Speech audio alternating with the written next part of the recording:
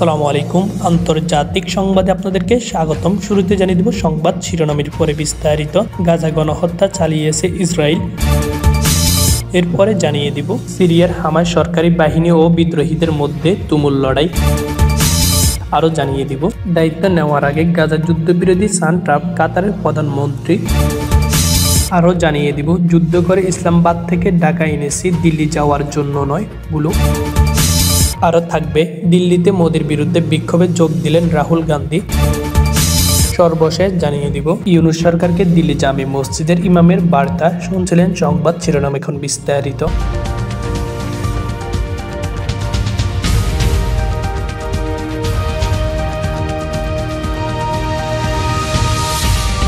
ইসরায়েলের দাবি তারা আন্তর্জাতিক আইনের প্রতি শ্রদ্ধাশীল। দেশটি আরও বলেছে 2023 সালের 7 অক্টোবর গাজা উপত্যকা থেকে হামাসের সীমান্ত হামলার পর থেকে তাদের নিজেদের সুরক্ষার নিশ্চিত ব্যবস্থা নেওয়ার অধিকার আছে। প্রতিবেদনের বিষয়ে তাৎক্ষণিকভাবে ইসরায়েলের কর্মকর্তাদের প্রতিক্রিয়া জানাতে পারেনি রয়টার্স। 14 মাস আগে ইসরায়েলে হামলা চালায় ফিলিস্তিনের স্বাধীনতাকামী সশস্ত্র সংগঠন হামাস। ইসরায়েলের হিসাব অনুসারে এই হামলা 1200 জন মানুষ নিহত হয়েছেন, 250 জনকে জিম্মি করা হয়। হামলার জবাবে একই দিন থেকে গাজা উপত্যকা হামলা শুরু করে ইসরায়েল। গাজা স্বাস্থ্য মন্ত্রণালয়ের হিসাব অনুসারে ইসরায়েলি হামলার এখন পর্যন্ত 44,400 জনের বেশি মানুষ নিহত হয়েছেন, আহত হয়েছেন আরও অনেকে। 5 ডিসেম্বর 2024 সালে সিরিয়ার কেন্দ্রীয় শহর হামাস চারপাশে বৃহস্পতিবার সরকারি বাহিনী এবং ইসলামপন্থী নেতৃত্বাধীন বিদ্রোহীদের মধ্যে তুমুল লড়াই চলছে। সরকারি সৈন্যরা অগ্রসরমান বিদ্রোহীদের ঠেকাতে চেষ্টা চালিয়ে যাচ্ছে।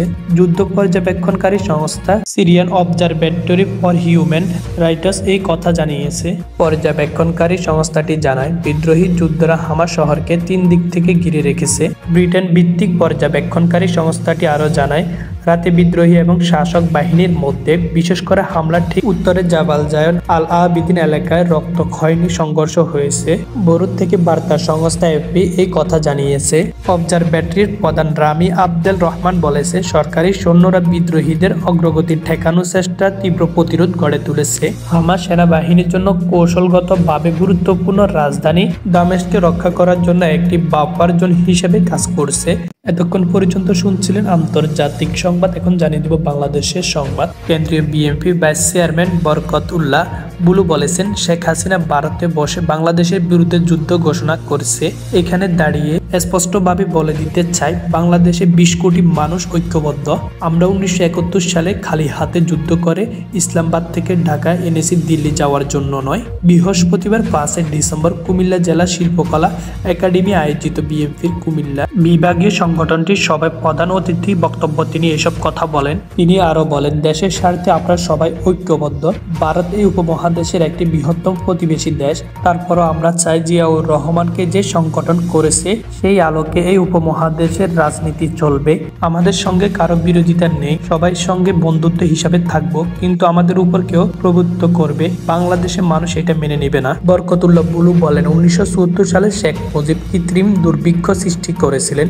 সে দুর্ভিক্ষে 15 লক্ষ মানুষ মারা গেছে। বাংলাদেশের দুর্ভিক্ষ দেশে পরিণত হয়েছিল। মানুষ এবং কুকুর ডাস্টবিনে খাবার একসঙ্গে টেনে খেয়েছে।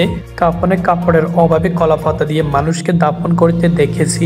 যেই সেনাবাহিনী দেশ স্বাধীন করেছিল সেই সেনাবাহিনীর থেকে বেশি মর্যাদা দিয়েছে রক্ষী বাহিনী সৃষ্টির চেষ্টা করেছিল শেখ মুজিব। ভারতের সংসদের বাইরে নরেন্দ্র মোদীর বিরুদ্ধে বিক্ষোভ মিছিল অনুষ্ঠিত হয়েছে, আর এতে যোগ দেন লোকসভার বিরোধী দলীয় নেতা রাহুল গান্ধী। বিক্ষোভে মোদী আদানি এক এমন স্লোগান ছিল তাদের কণ্ঠে, আর তাদের লেখাও ছিল গায়ের টি-শার্টে। বৃহস্পতিবার 5 ডিসেম্বর লোকসভার বাইরে বিক্ষোভে রাহুলের সাথে ছিলেন বোন প্রিয়াঙ্কা গান্ধী। আগামী নির্বাচনকে সামনে রেখে নরেন্দ্র মোদীর দল স্লোগান দিয়েছিল এক থাকবো পরিষ্কার থাকবো। বাংলাদেশে অন্তর্বর্তীকালীন সরকারের প্রধান উপদেষ্টা ডক্টর মোহাম্মদ ইউনূসকে ইস্যুতে চিঠি দিয়েছে ভারতের দিল্লি জামে মসজিদের শাহী ইমাম সৈয়দ আহমেদ বুখারী।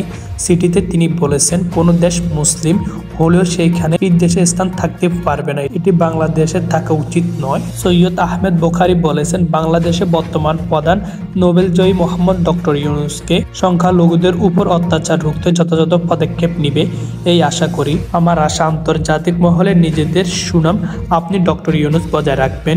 সেই সঙ্গে চিঠিতে ইমাম বুখারী লিখেছেন বাংলাদেশে মুসলিম রাষ্ট্র হলেও সেখানে হিন্দু সম্প্রদায় অত্যাচারিত হবেন, এই বার্তা কখনোই ইসলাম দেয় না। দীর্ঘদিন বাংলাদেশের পাশে কিভাবে ভারত থেকেছে সিটিতে তাও উল্লেখ করেছেন তিনি।